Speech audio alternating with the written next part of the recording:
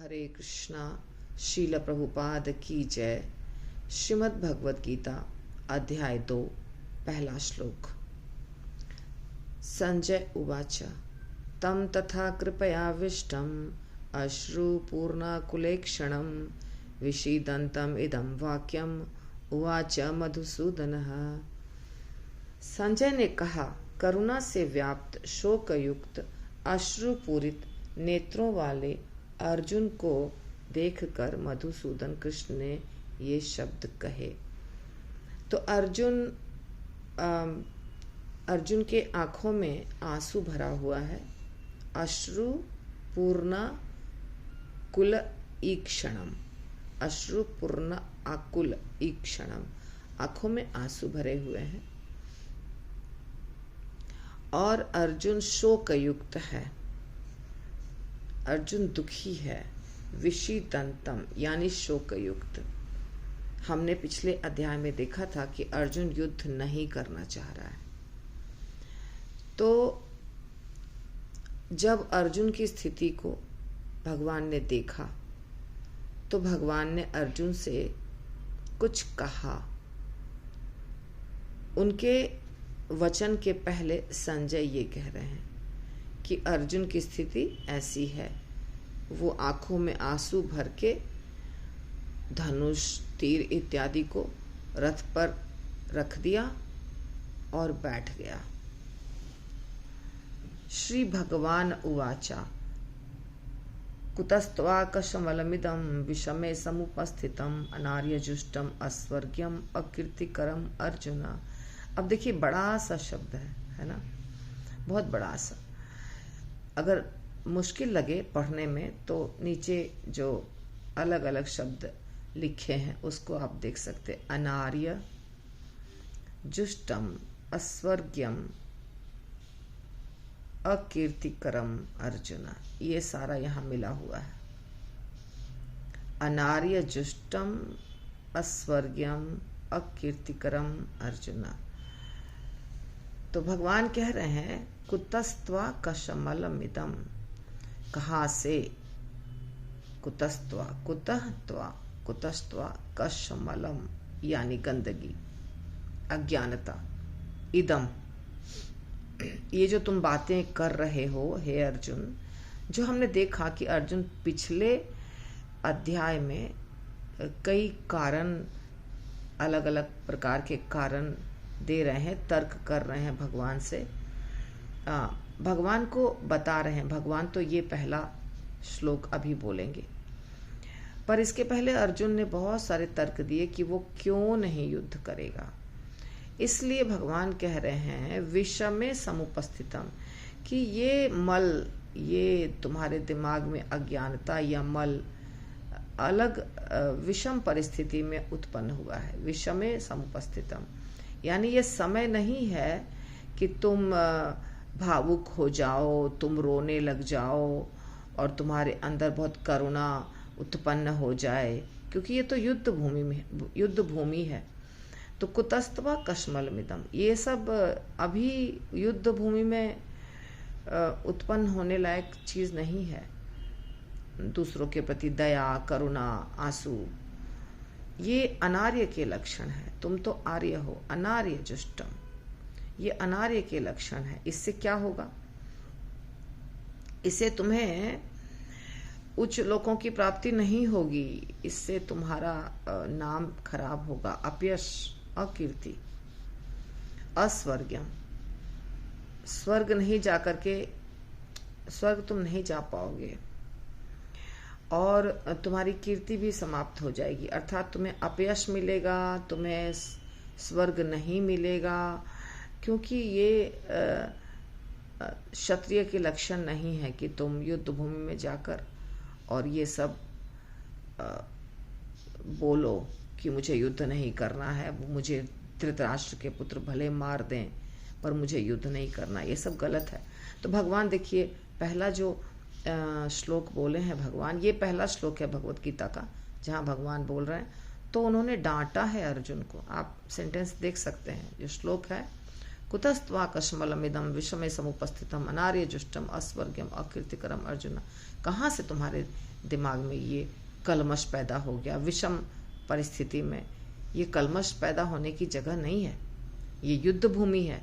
युद्ध भूमि में किसी को करुणा, दया इत्यादि नहीं दिखाया जाता है, वहां तो सिर्फ तीर चलाया जाता है। तो इस तरह से डांट रहे हैं अर्जुन को भगवान। अब हम अगला श्लोक देखेंगे।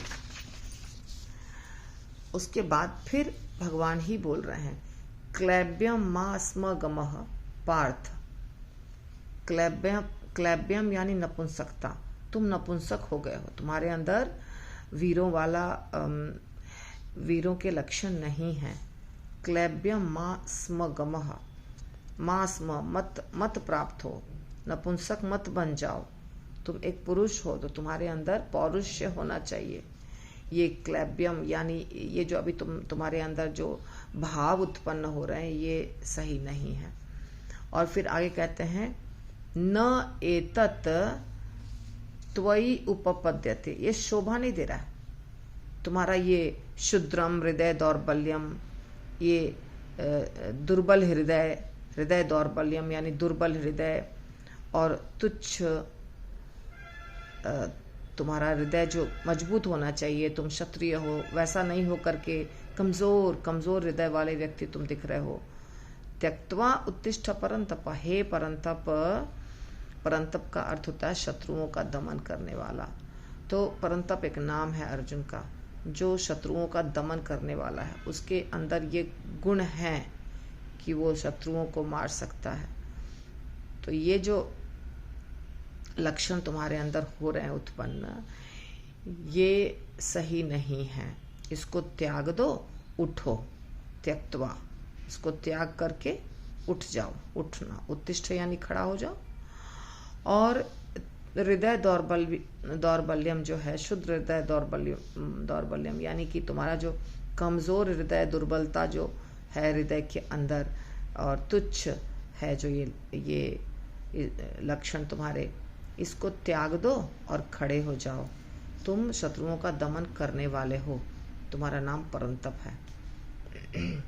तो इस हीन नपुंसकता को त्याग दो। क्लैब्यम मा स्म गमः, मा स्म गमः यानी मत होने दो ऐसा तुम्हारे अंदर जो अभी तुम्हारा लक्षण चल रहा है, इसको त्याग दो। ये शोभा नहीं देता। न एतत् त्वयि उपपद्यते, ये शोभा नहीं देता है। ठीक है, ये देखिए यहाँ पे न है, समझिए न यहाँ है। तो संस्कृत में ऐसा होता है, संस्कृत में शब्दों को अलग अलग जगह सेट करते हैं। तो ये शोभा नहीं देता है तुम्हें। इसके आगे भगवान कहते हैं, तब इतना के बाद भगवान नहीं कह रहे, अर्जुन कह रहे हैं, कथम भीष्मम अहम संख्ये द्रोणम च मधुसूदन इषुभि प्रतियोत्स्यामि पूजा अर्हा अरिसूदन। तो भगवान अर्जुन कहते हैं, कैसे मैं भीष्म पितामह को युद्ध भूमि में मारूंगा। वो तो पूजनीय है, वो तो हमारे दादाजी हैं। तो संख्य यानी युद्ध भूमि, और द्रोणाचार्य को भी कैसे मारूंगा। द्रोणाचार्य तो मेरे गुरु हैं। तो भीष्म पितामह, द्रोणाचार्य ये सब खड़े हैं मेरे सामने। हे मधुसूदन, तीरों से इन्हें कैसे मैं प्रतियोत्स्यामि, इनके ऊपर उलट कर कैसे प्रहार करूंगा। प्रतियोत्स्यामि यानी जब ये मेरे गुरु हैं और ये मेरे दादाजी हैं, तो इनको मैं उलट के कैसे तीर मारूंगा अगर उधर से तीर आ रहा है तो हे अरिसूदना, हे शत्रुओं के संहारक,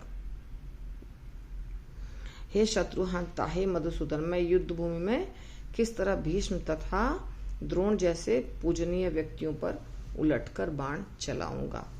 ठीक है ना। तो यहाँ कथम भीष्मम अहम संख्ये द्रोणम च मधुसूदन, भीष्म पितामह और द्रोणाचार्य, इषुभि प्रति योत्स्यामि यानी उलट के तीर कैसे चलाऊंगा। अर्थात हम अपने गुरु और पिता, माता, दादा, ग्रैंडफादर, इनको नहीं मार सकते हैं, ये पूजनीय है। पूजा अर्हा अरिसूदन, ये तो भगवान का एक नाम है, अरिसूदन यानी शत्रुओं के संहारक।